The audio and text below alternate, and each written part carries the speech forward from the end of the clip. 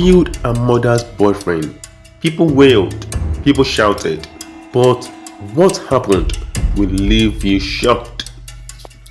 Bro! Maya Angelou was born on April 4, 1928 in St. Louis, Missouri as Margaret Hanny Johnson. Her early life didn't begin with safety or warmth. In fact, at age 3, her parents' marriage collapsed, and at age 3, Maya and her brother, Bailey, were sent alone by train to Arkansas to live with their grandmother. That journey marked the start of a childhood which was shaped by abandonment, fear, and the struggle to survive. While still a child, Maya experienced sexual abuse by her mother's boyfriend during a brief stay back in St. Louis. The abuse ended when she spoke up. The man was convicted, then released, and murdered shortly after in Maya's young mind. Her voice caused death. She decided silence felt safer than speech. For nearly 5 years, she barely spoke to anyone at all. During those silent years in Arkansas, books became a refuge. She read everything she could lay her hands on: poetry, novels, history, scripture, name it. She read everything in total. No one gets hurt by reading. Yes, no one actually got hurt by reading. Her grandmother's home stood inside a deeply segregated South where racism shaped their daily life. Maya observed humiliation, violence, and injustice quietly. She watched how power worked. She learned patience. She learned listening too.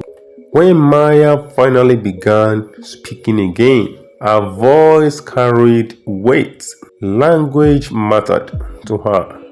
Every word counted. As a teenager, she returned to California and attended high school. She studied dance and drama and became San Francisco's first black female streetcar conductor. That job came through persistence after repeated rejection. Even early on, she refused limits placed on her. Yes, you don't have to accept everything thrown to you. Yes, Maya's adult life unfolded across many identities. She worked as a dancer, singer, waitress, editor, journalist, and performer. She joined touring productions and lived abroad in Europe and Africa. She learned languages. She absorbed culture.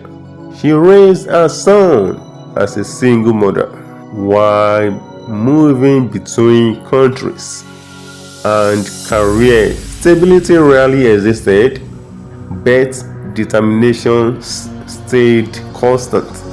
During the civil rights era, Maya connected with leaders who shaped America. He worked closely with Martin Luther King Jr. and Malcolm X. He observed events, edited productions, publications, and used her voice for justice. Tragedy followed again when both men were assassinated. Plots remained familiar. Instead of retreat, she wrote.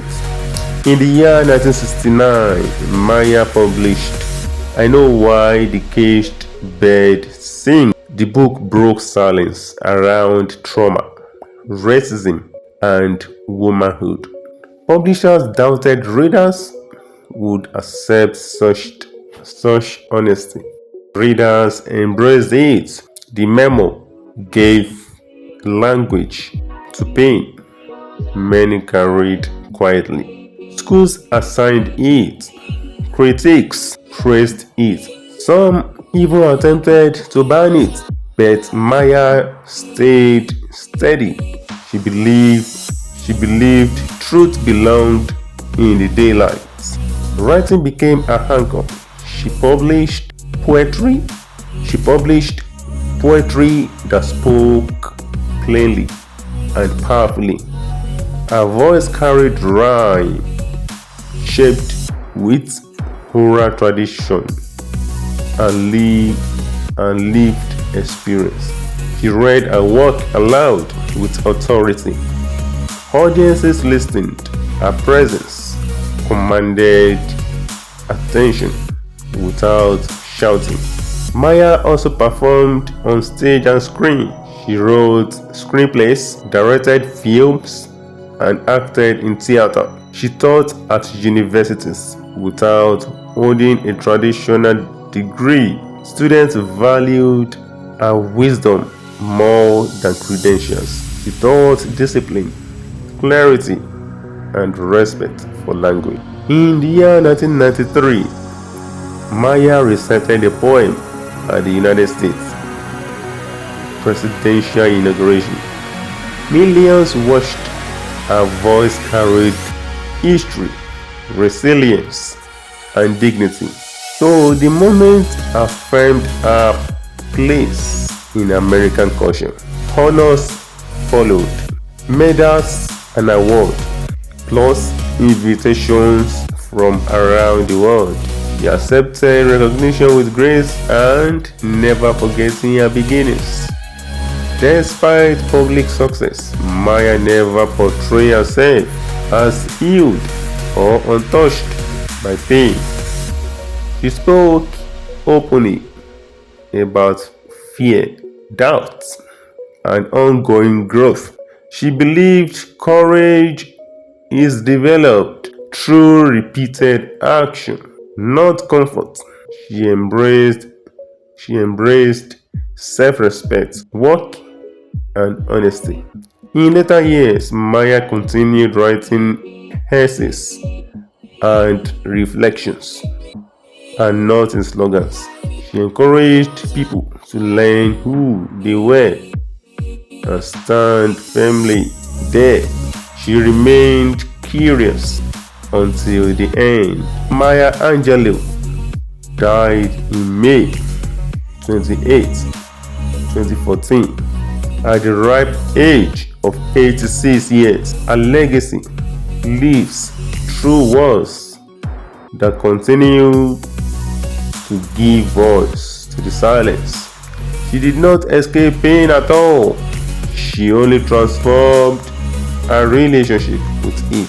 Whenever you tell someone close to you the story of Maya Angelou, it's not that you are telling the story of luck at all, but you are telling the story of sheer endurance, absolute resilience. So, a child who chose silence to survive.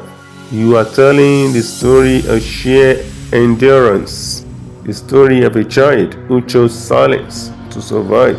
You are telling the story of a woman who chose language to live fully. I hope you really enjoyed this story and it has resonated a lot with you. You might have experienced one or two things like in this story. You must have experienced a lot of things just like Maya. If you like to see more stories like this, please subscribe, like and share. Subscribe, like and share. I will see you in the next video.